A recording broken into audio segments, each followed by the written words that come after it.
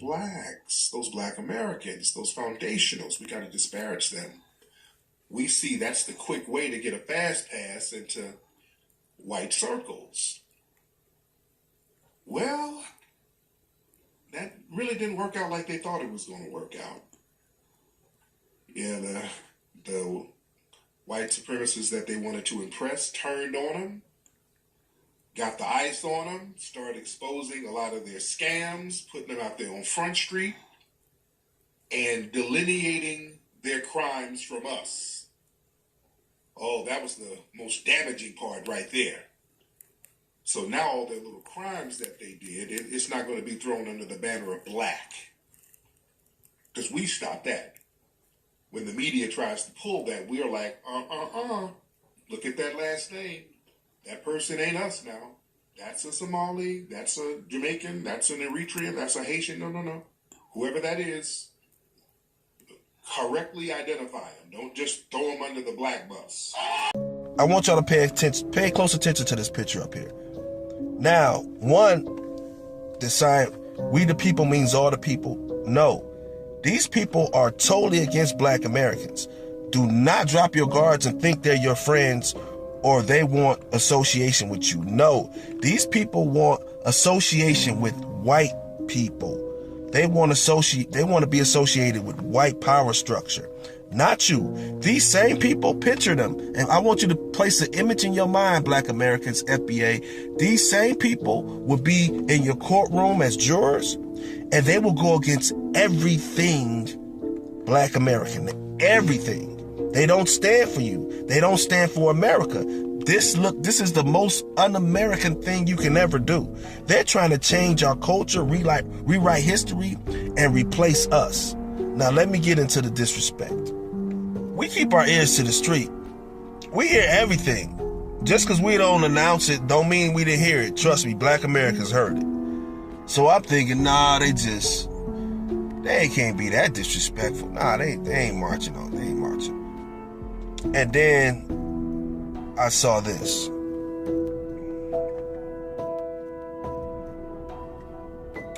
Now, I was thinking to myself, wow, that's disrespectful. That hurt because blood, sweat, and tears of our ancestors is in that. On that bridge. In Selma.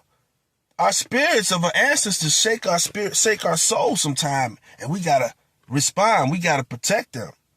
You know what I mean?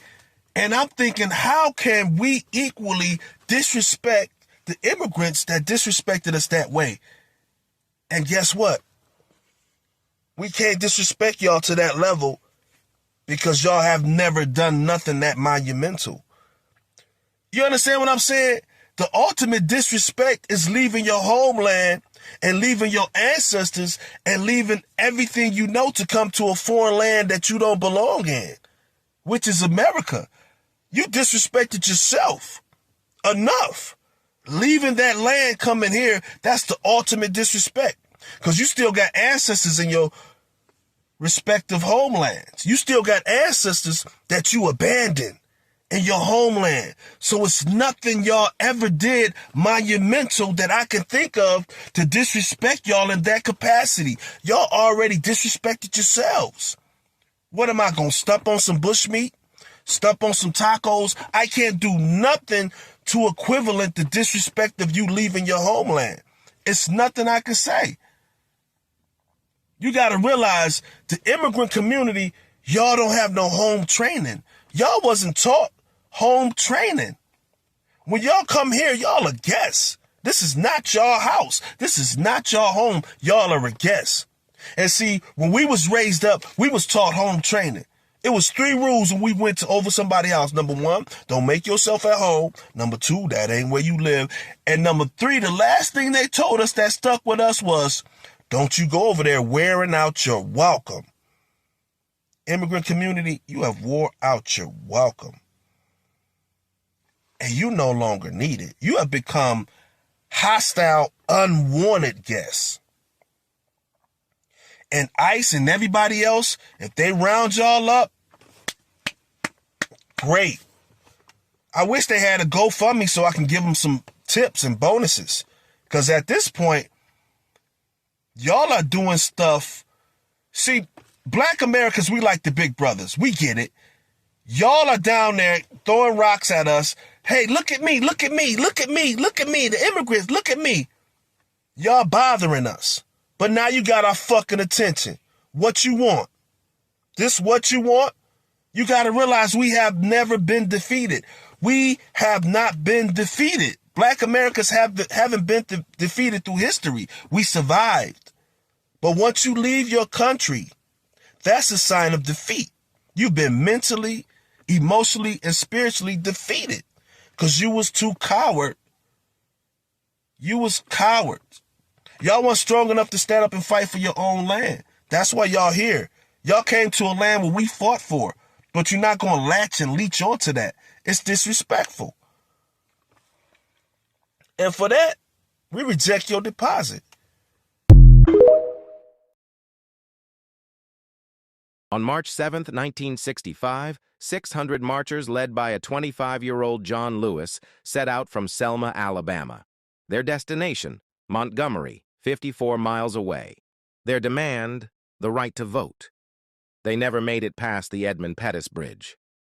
Alabama state troopers and mounted possemen charged them with billy clubs and tear gas. Over 50 marchers were injured. John Lewis suffered a skull fracture. The violence was broadcast on national television. The question Bloody Sunday forces us to ask, what does it cost to claim your rights as an American citizen? The answer for Black Americans in 1965 was blood, broken bones, and public humiliation. But here's the significance. They came back.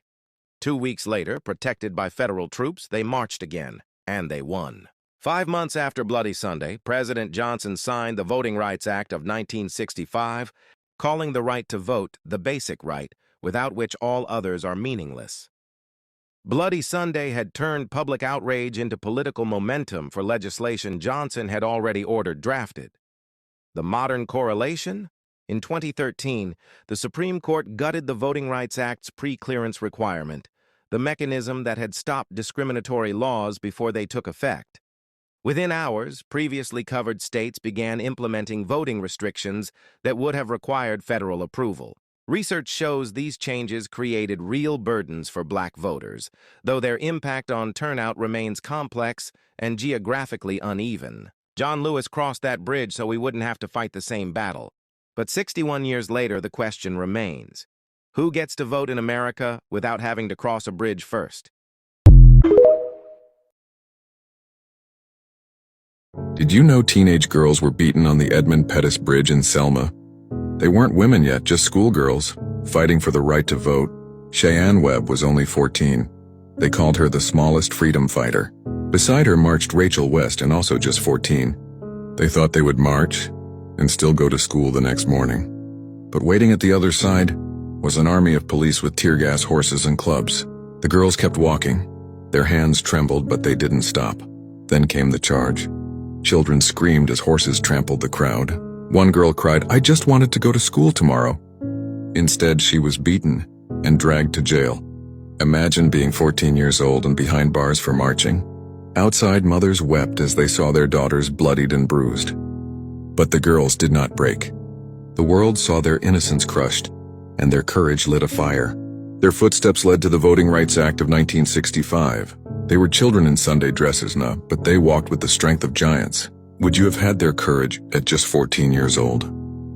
Follow Histora for more story.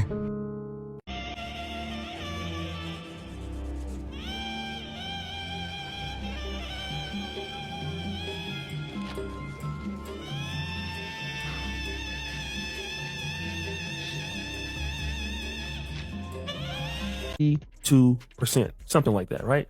Really high numbers. And so Tariq Nasheed, he weighed in on it.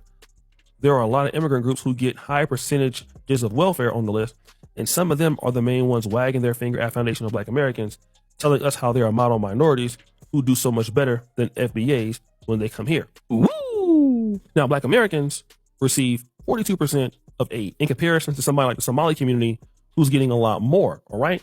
And then this brings in so much other stuff into the game And let me explain what I mean. Now, a couple of years ago, we would have gotten the blowback from that.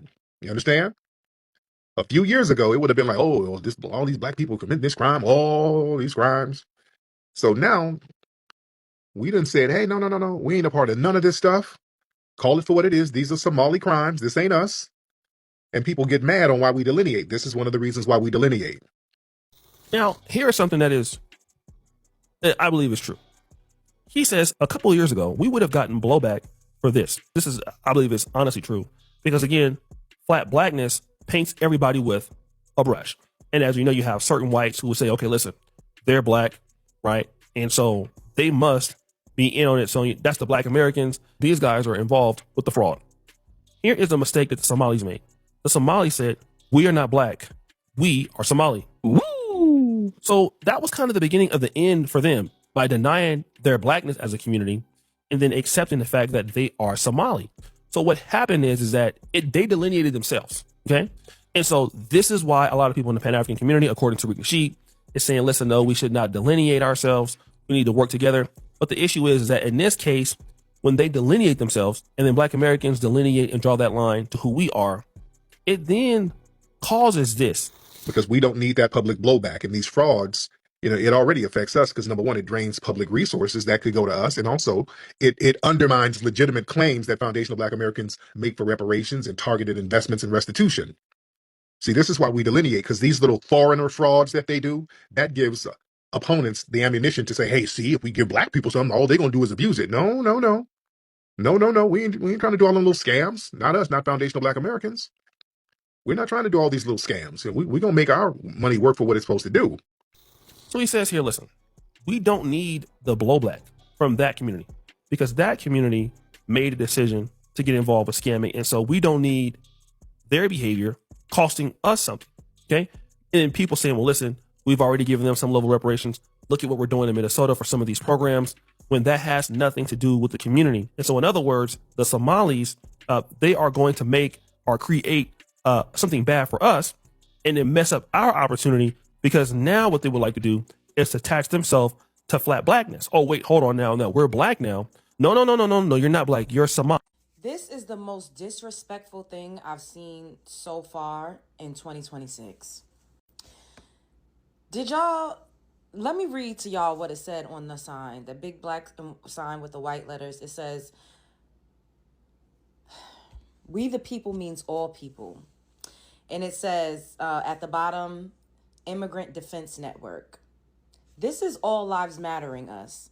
And it's done at the hands of people of color and deeply melanated immigrants. The Somali community has assembled immigrants, Latinos. I've seen a few European immigrants up in there and immigrants from all over the world to hijack the civil rights movement. If this is not utterly disrespectful, disgraceful, and dangerous to you as a black American, then you need to wake the fuck up.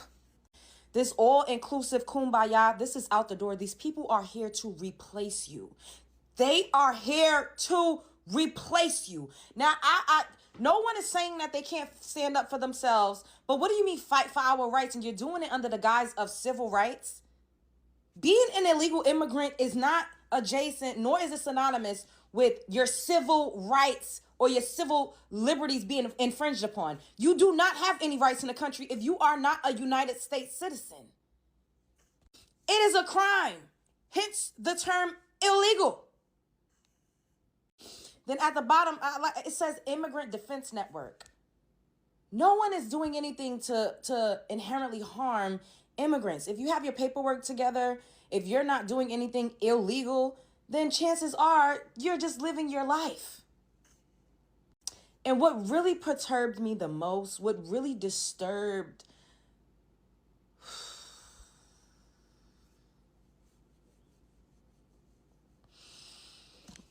I needed a woosah.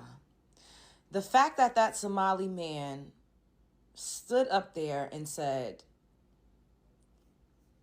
the movement has transformed from them and then to us and now. They're blatantly saying, fuck you, Black American. Civil rights, which your ancestors fought for, bled for, died for, got hung for, We were getting unalived to even go when we were voting. A lot of us were not even claiming our heritage so that we could keep our lives. We left our towns and our communities behind so that we could stay alive and keep our lineage going.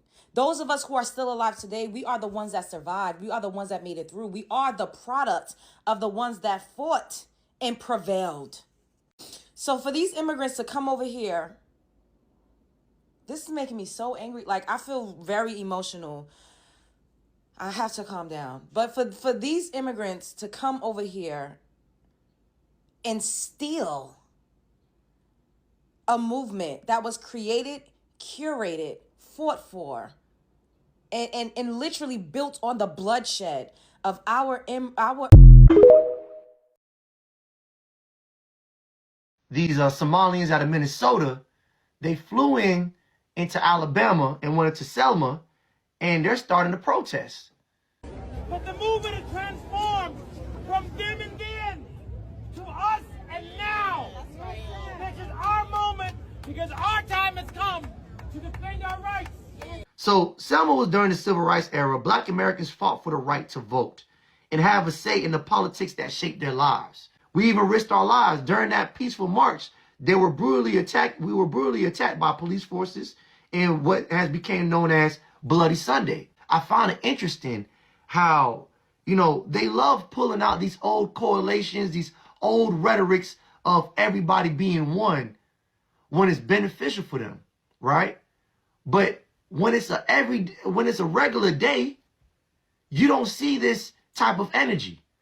When it was the Somalians pulling scams in Minnesota, $8 billion scams, that was only for the Somalians. They didn't spread none of that wealth. When they got that scamming operation, they ain't put nobody on.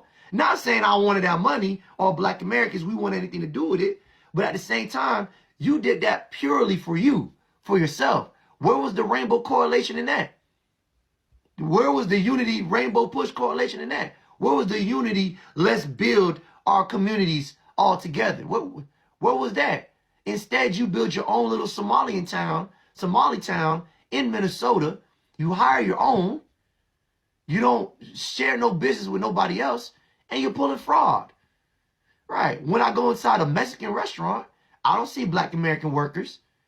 And not saying that we should work in those areas or industries. Not saying y'all should work in a taco restaurant. Chinese restaurant.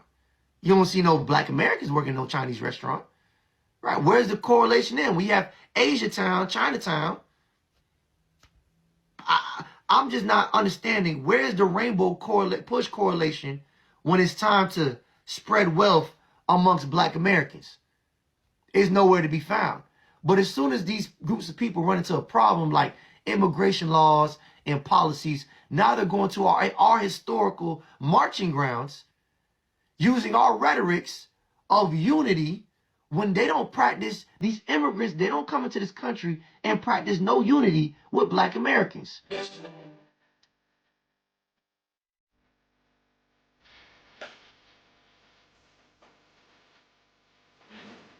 Yeah, I guess Jesse Jackson has more than one son. I guess the one in the video was Yusuf Jackson. Correct me if I'm wrong. People are saying that that's his other son. And yeah, yesterday, the video that I made, a lot of people were expressing their disdain and disappointment in what they did.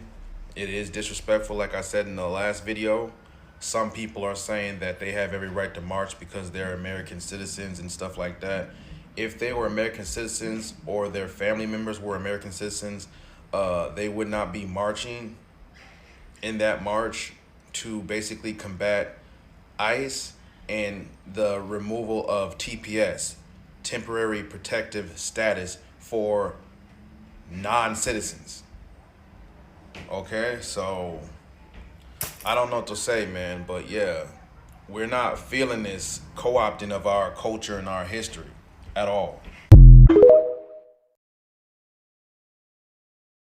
But the movement is transformed from them and then to us and now. This is our moment because our time has come to defend our rights. This is one step in that great legacy. Let's march with solemnity. Keep hope alive. Keep hope alive. Keep hope alive. Keep hope alive. Keep hope alive. Keep hope alive. Keep hope alive. Keep hope alive. Keep hope alive. Keep hope alive. Keep hope alive. Se siente, Minnesota está presente. Se ve, se siente, Minnesota está presente. Se siente, Minnesota está presente. Se ve, se siente, Minnesota está presente. See, I wasn't going to touch on the whole Somali, DNC, Selma roots, but it just wasn't sitting right with my spirit. I mean, besides the fact that these people didn't know what the hell was going on, nor why they were doing it. I mean, just look at these confused faces on these people. Besides all that, the DNC got some damn gall. Some audacity to desecrate on Black American legacy. The audacity to claim that our legacy is the past, and their desperate attempt at replacing us with mass immigration is the present. Y'all have been trying to replace God's favorites for well over a century, and now there's 50 million or more of us. From the blood and bones in this soil to every law that's been created, we are this country. You can't replace us. What the hell are you fake protesting for exactly? ICE deportations? And trying to compare that to everything we've been through? Well, it's failing. They know it's failing. They know that civil rights era docile blacks vote that they had a stranglehold on is over. The delineation movement cooked everything they have going, and that cannot be overstated nor denied. This is a desperate attempt at concocting a new era to mimic civil rights, just like the Small Hats did. But the issue is that you can't do that without the soul people. The original people of this land, the foundation, the warrior class, the only people who've always fought YTs consistently for centuries. You playing these games with a bunch of people who fled their homelands and their fight at home to be a part of your system. We've never fled and always opposed your system. You see how that works? That's why all your manufactured pivoting has fallen on deaf ears. Nobody believes you. Nobody believes these people. Because you ain't fighting for nothing. You ain't got nothing to fight for in this country. You just climbing on our backs, hijacking our legacy with no leg to stand on, while trying to erase us all at the same time, as if we don't have the loudest voice and the biggest bite in the room. You can't make the impossible possible, but we can. You in a spiritual WAR with my ancestors now. May the best man win, and it won't be you.